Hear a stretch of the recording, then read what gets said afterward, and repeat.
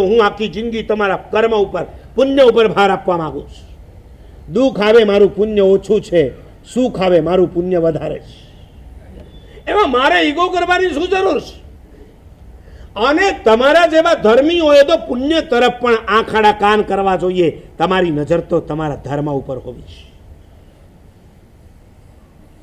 રૂપિયા કમાઈને તમે બેંકમાં મૂકવા ગયા, પછી એ બેંકની અંદર ગયા કે ન ગયા લોકરમાં, એ જોવા જાઓ છો ખરા? કે તમને વિશ્વાસ છે બેંક પર કે ખાતામાં જમા થઈ જ ગયા?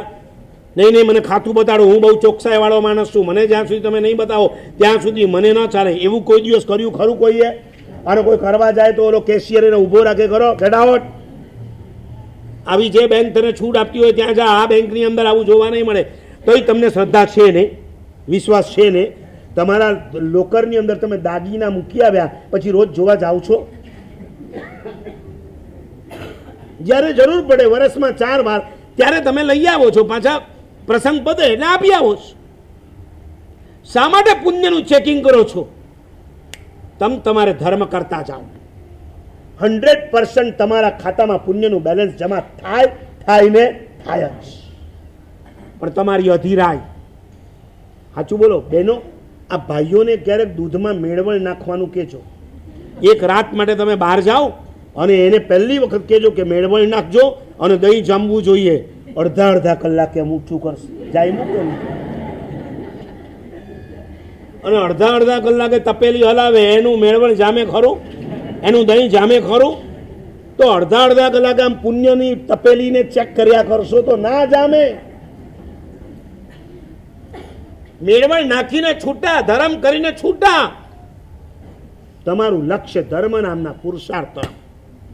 મારે મારા જીવનની અંદર આટલો પુરુષાર્થ તો ડેઈલી કરવાનો. મને દર્શન વગર મોઢામાં પાણી નહીં, પૂજા વગર મોઢામાં ભોજન નહીં, પ્રવચન શ્રવણ વગર દુકાને નહીં જવાનું, સાંજે પ્રતિક્રમણ કર્યા વગર સુવાનું નહીં. આ છે ને તમારો ધર્મ છે. એ ધર્મ નામનો પુરુષાર્થ છે. પણ તમારા અર્થ પુરુષાર્થની કાતિલ સંજ્ઞાને કારણે તમે તમારા ધર્મ પુરુષાર્થને ગૌણ કરતા થયા છો. ગૌણ કરો છો. આઈ એમ જૈન.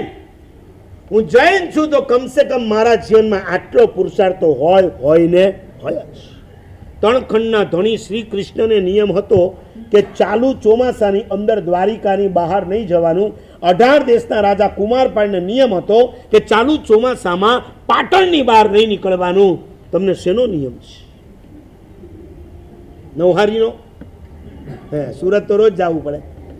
દક્ષિણ ગુજરાતનો આપું, વાપીથી તાપી.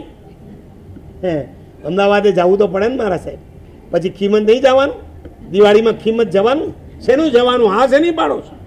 આ દિવાળી અહીંયા મારી હારે કરવાની, ખીમત બિમતમાં નથી કરવાની. હિંમત હોય તો ખીમત જજો, અને ગયા તો તમારી કિંમત કરી નાખીશ બરાબરની પૂરી.